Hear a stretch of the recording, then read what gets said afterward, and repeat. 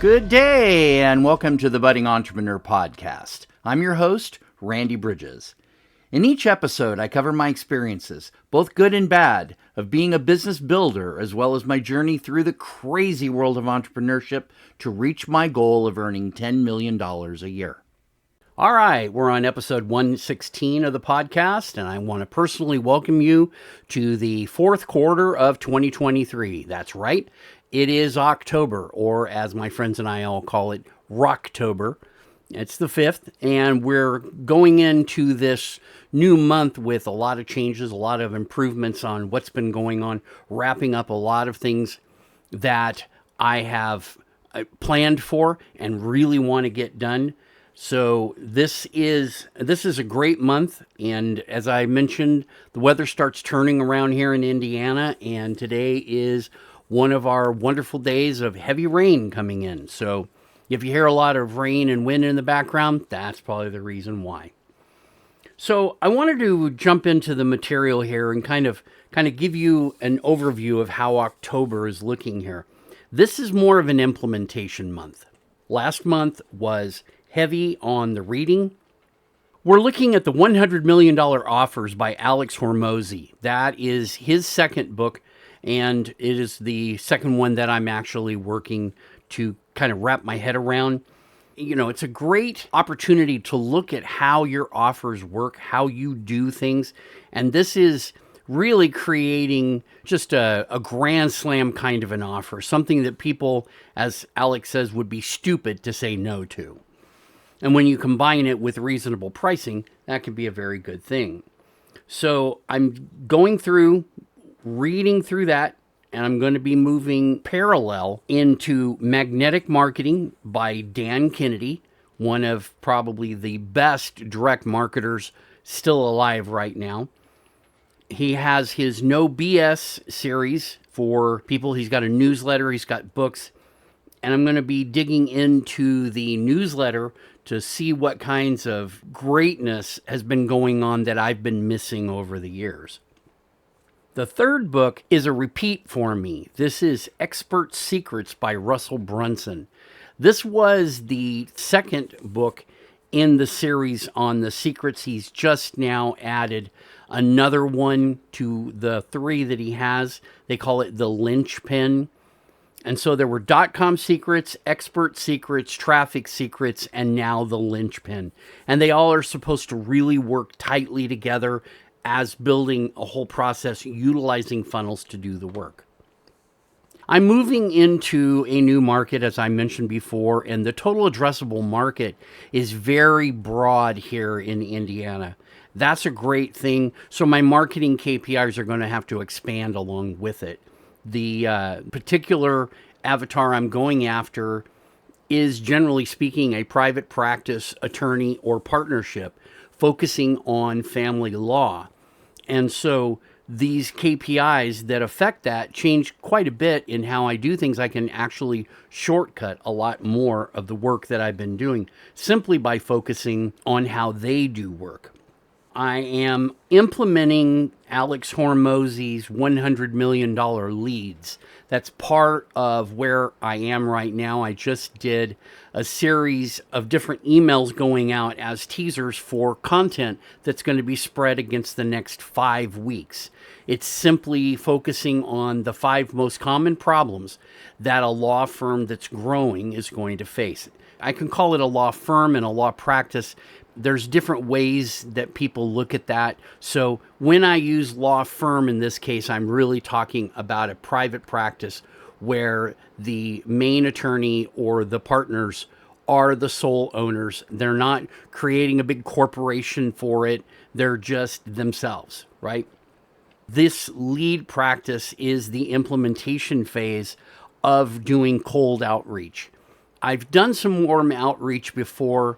It has done a great job, and so now I've made that move into the cold market, and it's much larger, which is great, and the response the last couple of days has been fantastic.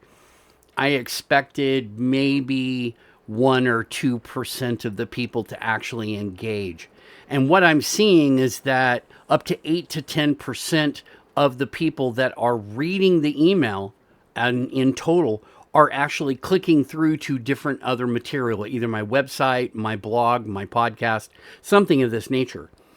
And so for all the people that are not used to doing cold outreach, and it is not something I recommend somebody start with. I recommend if you're going to get into this area, you start building up free content. You build up the ability to present yourself as an expert, and you're not trying to go crazy in trying to reach out to people that you have absolutely no connection to. You've really got to know your target market, and that's where your warm leads really help out a lot. Also, I'm implementing Taylor Welch's frameworks. A lot of them are going to be coming in. This is actually going to be a multi-month kind of a thing. I can only implement these frameworks so quickly and maintain the status of the business as a model. So these are going to probably be, my guess is 3 months, which isn't really all that strange, but each one is designed to advance the practice that much further. My consulting firm should be moving forward very quickly, growing between all of these pieces of outreach, direct outreach, and now cold outreach.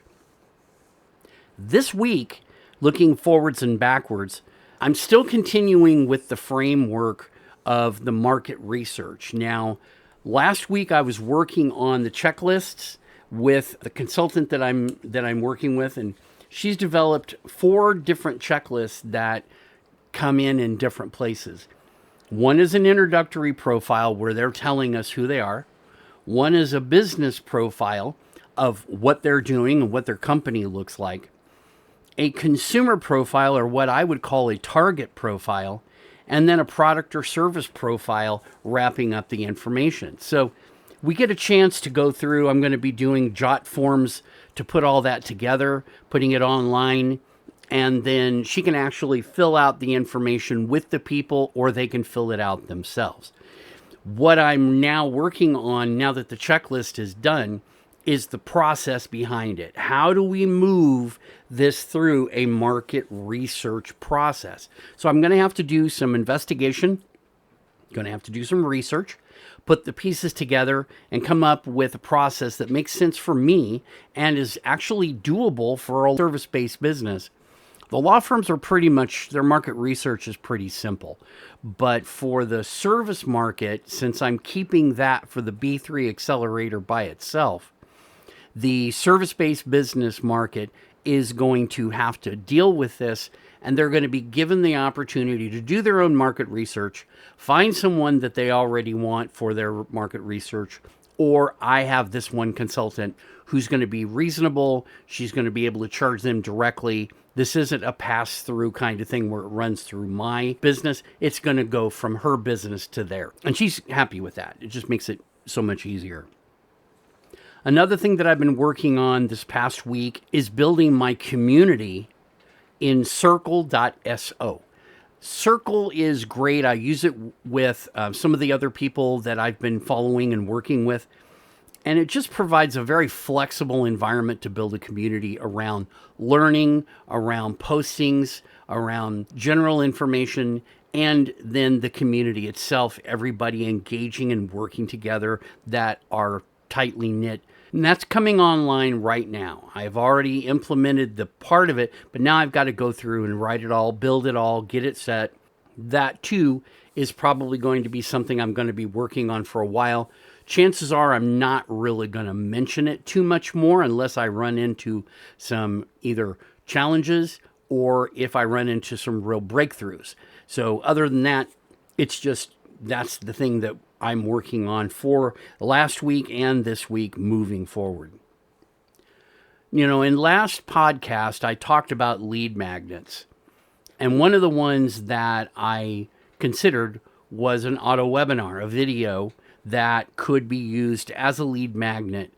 But I got involved with Dan Henry many moons ago, way back in the beginning when I was first working with Russell Brunson, and I heard about Dan. Wow, this guy's, he's kind of amazing, and he's built a $30 million business, I think, per year. He talked about how to build your lead magnet so that you're giving away value in a way that's an incomplete picture to what is needed to move that other person forward. Still, it's very, very much like the Epiphany Bridge script. And I kind of liken these two together. They're very helpful in letting people know who you are as well as what you do. And this whole change to the new avatar is it's a major shakeup of my own business, but it's also a clearly defining piece. So much of everything that I run across, I go, oh, I could do that this way. Oh, I could do that way. And I'm using these tools to expand my own knowledge. Much of it is expanding exponentially. It's exponential growth. I have a philosophy. If you're not moving forward, you're moving backwards, right? There is no standing still in business, because you're either making money and getting things done that you want, or you're spending money, losing it, and not getting anywhere that you're really trying to be. There is no real gray area. This is a good thing for you to kind of put in your back 40 of the brain. Specialize when you can. Pick one thing that you want to talk about. Talk about it until people are sick of hearing about it. But you've had a chance to get feedback on it, and you hear questions that come from other people. And these are things that help you to identify the important pieces of what you're doing, and then help you craft that message. And it is an iterative process. This is one thing that I learned from the Consulting Launch Kit. And Mike Walker, who basically leads it, he's their client service director at The Wealthy Consultant. And he's been consulting for, 20 plus years. And the guy basically says, yeah, you have to iterate this. Your program, your plan, whatever you're doing, you're going to have a version 1. Then over time, you're going to do more pieces of the puzzle, and then you're going to develop version 2. And if you outline and write down and commit to what version 1 looks like, as you learn new material, you'll be able to see over time how you can easily move from version 1 to version 2 to version 3. And as you get tighter and tighter in your niche, right, you're getting into a micro niche. Now you are so specific that you are literally kicking people away from you that don't match what you're looking for. And you don't have to do anything about it. It happens naturally. This is one of the best lessons for me, and something I like to pass on about this is that this micro niche is probably the one thing you want to get to. You want to be so specific you are excluding people, and you're not doing it on purpose. You're simply mentioning who your target market is, what you're going to do for them, how it's going to help them, and what they get out of the process. Anybody that doesn't match the first one and doesn't believe in the second one won't care about the third or fourth one, and you will repel these people as much as the ones you want to draw in. So your lead magnet falls into that same category. It's designed to get names and addresses and telephone numbers, and email address is that wraparound that your mailing list may save your business at some time. Russell Brunson talks about that and his own Epiphany Bridge script story, how his business was literally collapsing. He'd grown so fast and grown too quickly, and then all of a sudden lost sight of what was happening within the business. And in a short period of time, the business was literally out of business. So what he had to do is he had to go back to his list and start reconnecting with people. When he began the ClickFunnels process, it was written in a particular software. There was a change behind the scenes, and it broke what is now ClickFunnels. So he went to his email list and said, hey, does anybody know anyone who knows this particular programming language? And Todd raised up his hand and said, yeah, I can take care of that for you. And now the two are partners in this multi-billion-dollar company that is buying companies left and right.